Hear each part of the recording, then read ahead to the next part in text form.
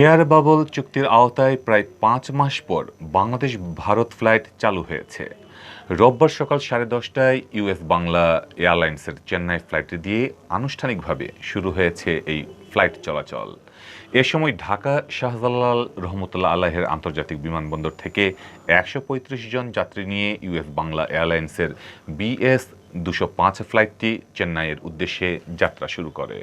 একই দিন ঢাকা থেকে বিমান বাংলাদেশ এয়ারলাইন্সের একটি ফ্লাইট কলকাতা এবং ইন্ডিগো এয়ারের একটি ফ্লাইট কলকাতা থেকে ঢাকায় আসে।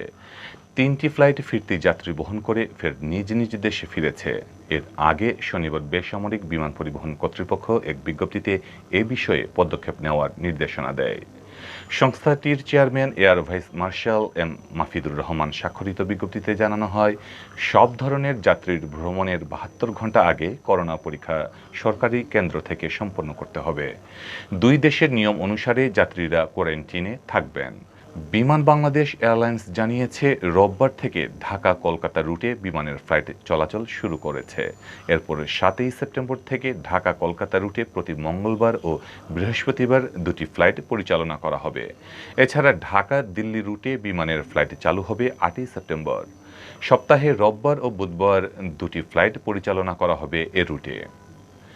করোনা মহামারীর মধ্যে গত বছরের অক্টোবরে ভারতের সঙ্গে এয়ার বাবল চুক্তির আওতায় বিমান চলাচল শুরু হয়েছিল। মহামারীতে ভারত বিপর্যস্ত হয়ে পড়লে চলতি বছরের এপ্রিলে বন্ধ হয়ে যায় বিমান চলাচল। দুই দেশের করোনা পরিস্থিতির উন্নতি হলে ৪ সেপ্টেম্বর ভারতীয় কর্তৃপক্ষকে চিঠি দেয় বেবিচক। এর আগে গত ২৮শে আগস্ট বেবিচককে ভারতের বেসামরিক বিমান চলাচল কর্তৃপক্ষের এক চিঠিতে ৩ সেপ্টেম্বর থেকে এয়ার বাবল চুক্তির আওতায় ফ্লাইট শুরুর প্রস্তাব দেওয়া হয়। প্রস্তুতির অভাবে সেই দিন প্লেন চলাচল শুরু করতে পারেনি বাংলাদেশ। ৪ সেপ্টেম্বর বাংলাদেশ আবারও দেশটিকে চিঠি পাঠায়।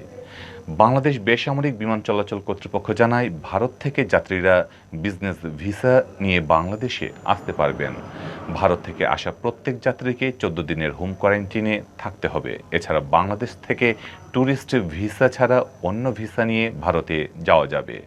ভারত যাত্রায় বাংলাদেশি যাত্রীদের ভারত সরকার ও সিভিল এভিয়েশনের সব বিধিনিষেধ মানতে হবে।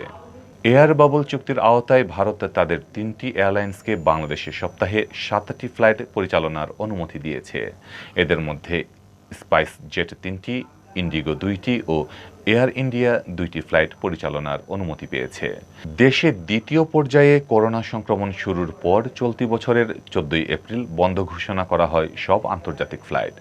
১৬ দিন বন্ধ থাকার পর ১ মে থেকে ১২টি দেশ ছাড়া অন্যদের সঙ্গে আকাশপথ খুলে দেওয়া হয়। এই ১২টি দেশের মধ্যে ছিল ভারতও।